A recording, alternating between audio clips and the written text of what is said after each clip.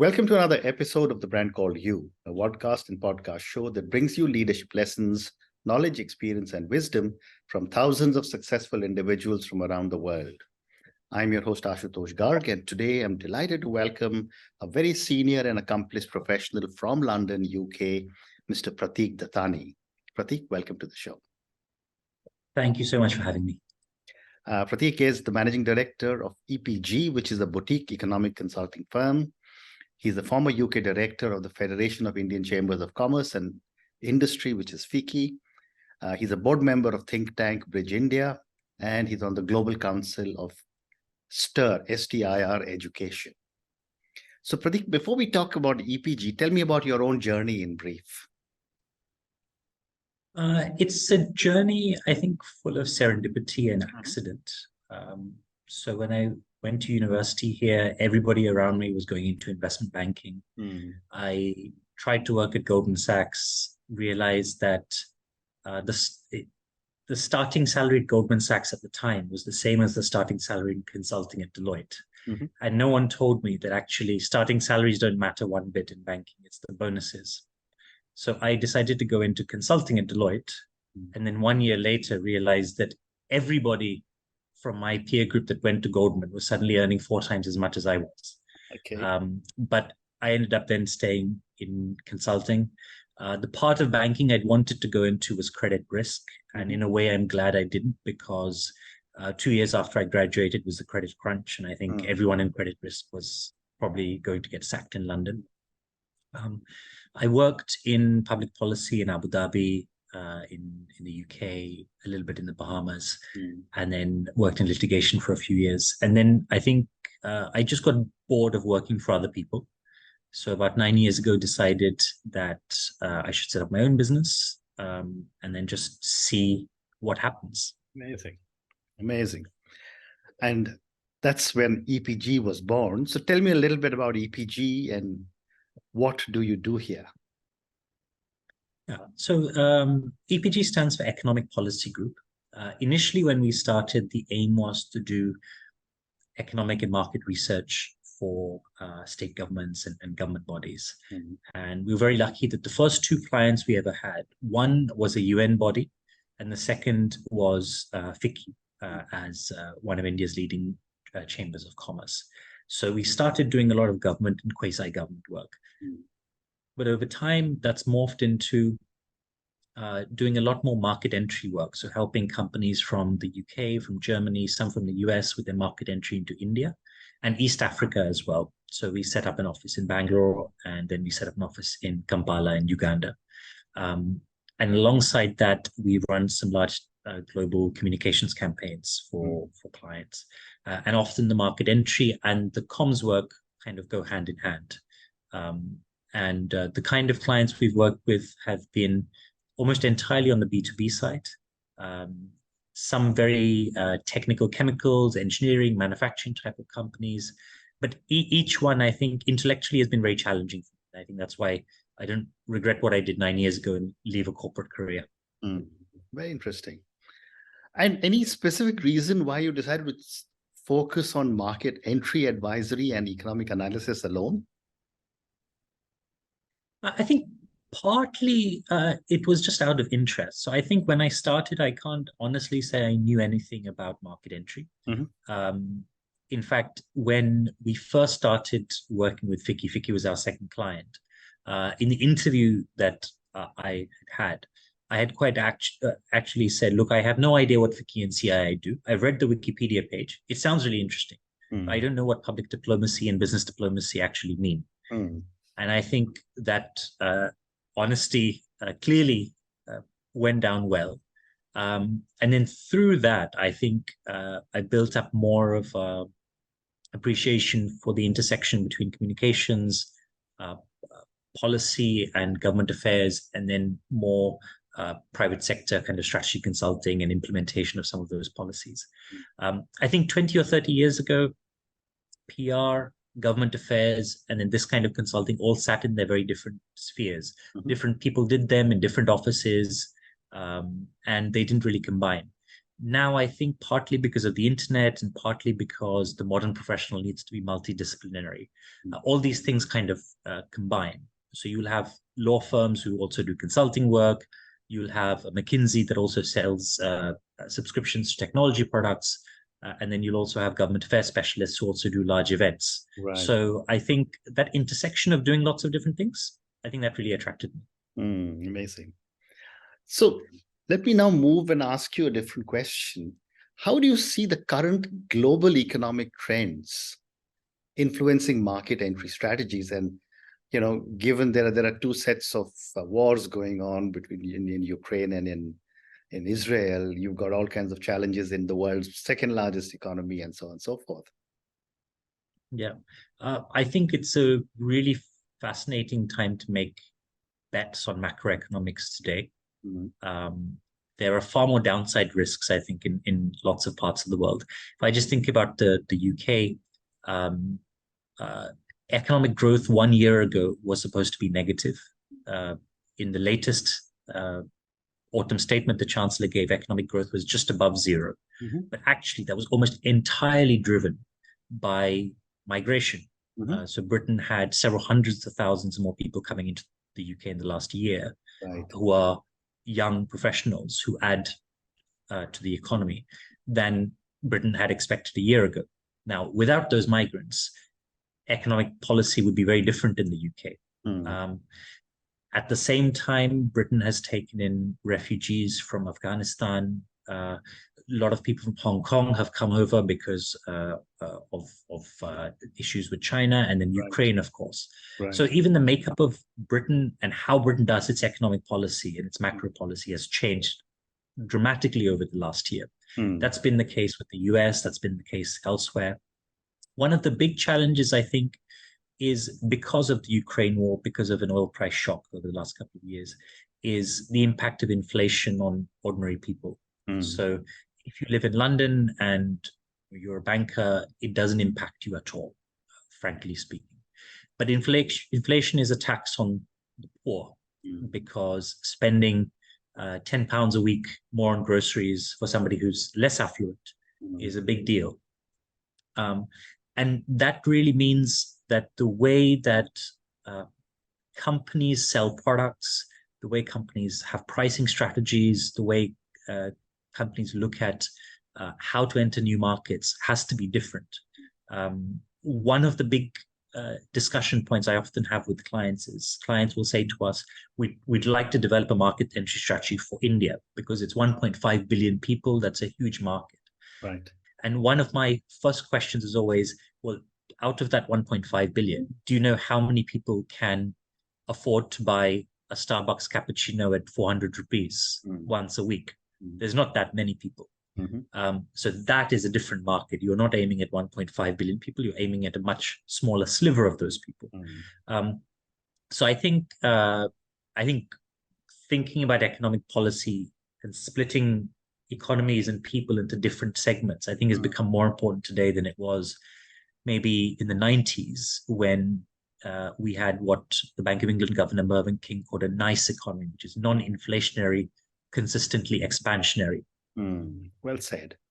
And given all the work that you do at EPG, what, in your view, are some of the opportunities and challenges that emerging markets present for international businesses? I think as economic growth suffers in the UK and Europe, there's a lot more value creation. There's a lot more economic opportunities to be had, certainly in the markets that we operate in East Africa and in India. In East Africa, actually, it's really difficult not to make money if you have a good strategy, because whatever you want to sell, as long as you get the price point right, there's a market for it, because those economies are maybe a decade or more behind India's or others in some aspects. So I think in B2C markets, if you're selling new products, as long as you're competitively priced, there's a huge market. In India as well, I think some of the recent trends have been around technology growth. India has found a whole bunch of minerals which are used in the electric vehicle supply chain, which it's never had historically in the past. China controls more than 70% of the world's lithium reserves, directly or indirectly, and maybe more than 90% of the EV supply chain in terms of recycling, second lifing, processing, etc.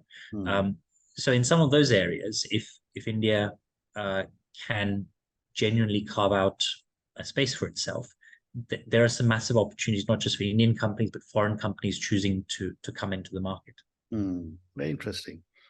And my next question is on technology. How has the advancement of technology impacted the work that organizations like EPG handle? I think over the last 4 or 5 years, particularly accelerated by COVID, it's had a huge impact on our business. So 4 or 5 years ago, if we wanted to do, for example, lead generation for new clients, it was a very manual process. We would need to find the right people online, maybe call them up, have a more one-to-one conversation. Today, a lot of that is possible by just having a subscription to an online platform, doing many-to-one marketing outreach, or getting in touch with them through social media. The barriers between a business and a celebrity, for example, or an influencer is much less today.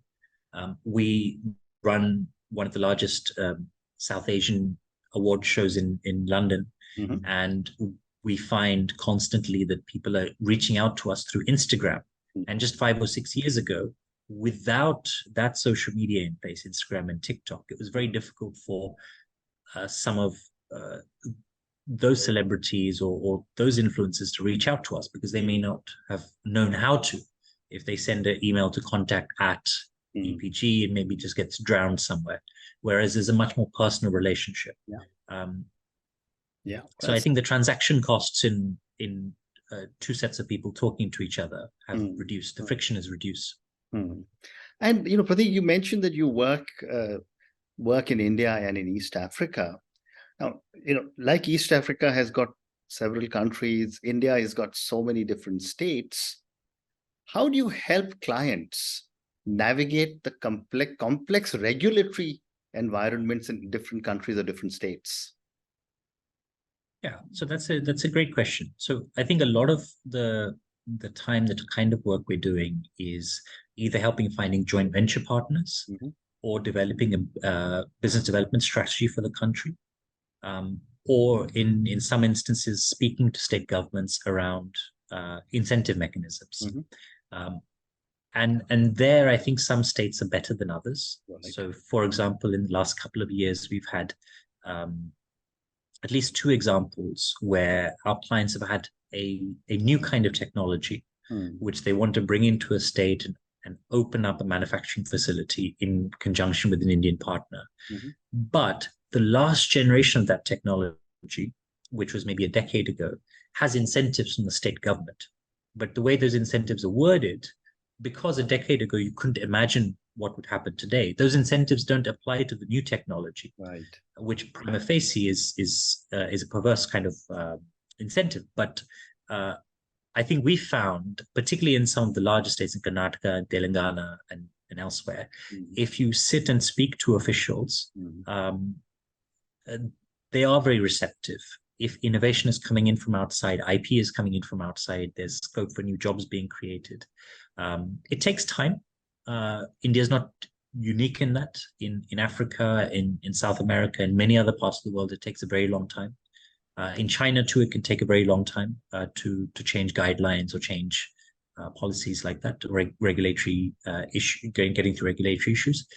But the size of the market, even within one state, makes it worthwhile. Even if it takes you a while, the fruits are there to be had. And a lot of your clients who are looking at, say, entry into India, what are the key factors they look for before they take a decision? First, on a go, no go, and if it's a go, where to locate? Yeah, I think the number one criteria for them is whether there is a market for their product or not. Right. As I said earlier, it's the Starbucks test of are you aiming at somebody who can buy coffee at 10 rupees or 400 rupees? If we do that, if we assess how big that addressable market is, and the client thinks there's enough of a set of people that we can sell to, despite the price points maybe being significantly lower than what we can sell at in the US or the UK, then that informs that go no go decision. Beyond that, I think the main 2 or 3 points are around customization for the local market, whether that is, for example, just advertising in English or contextualizing it to the local language and the local culture. Staffing tends to be also a challenge. So one of the organizations that I sit on a board of, recently we had a conversation around after a very long recruitment process, they made an offer to somebody who they were very delighted that could join them. And it was a very generous offer. But actually, that person, I think, probably never intended to join, because all he wanted was the offer letter so he could go somewhere else and say, give me a 20% or 30% hike. And that's a very Indian challenge. And that, I think, if you're coming from outside, particularly from more conservative economies, that takes a little bit of getting used to. How people ask for increments regularly every year and then jump companies, rather than seeking to build a 10 or 20-year career in one place, like maybe was the case earlier. And then I think the third thing is navigating local taxes and local regulations. India, although it has gotten significantly better, sometimes if you have interaction with tax authorities or different parts of the government, you're presumed guilty until you can prove yourself innocent. Whereas in somewhere like the UK, for example, if, for example, you have had a particular issue where you haven't submitted your quarterly VAT on time, evaluated tax, government will say, it's okay, just do it next time. Because the presumption is you made a genuine mistake and it's okay. Whereas in India, that's not necessarily the case. So I think these three things, the advertising, the localization, as well as the regulatory environment and the hiring, all kind of come together. Great response. My next question, Pratik, is on sustainability. Now, every organization is talking sustainability, and it's probably being driven more by the younger consumers. How do you incorporate sustainability into your practice? So I think for a consulting company, it's a little bit esoteric in the sense that the only assets we really have are laptops, Wi-Fi connection, and our minds. But I think a lot of the conversation about sustainability, I find, is a lot about context. So, for example, if you look at the battery industry or the electric vehicle industry, if you buy a Apple phone or if you buy a Tesla car, the two of them, because they're very big companies, they have particular rules around the use of child labor, informal labor along their supply chain. But actually, for large parts of these kind of industries along the supply chain, you couldn't hand on your heart say, I'm going to buy an electric vehicle because it's good and it's sustainable, but I am 100% sure that a young child has not gone down a mine shaft and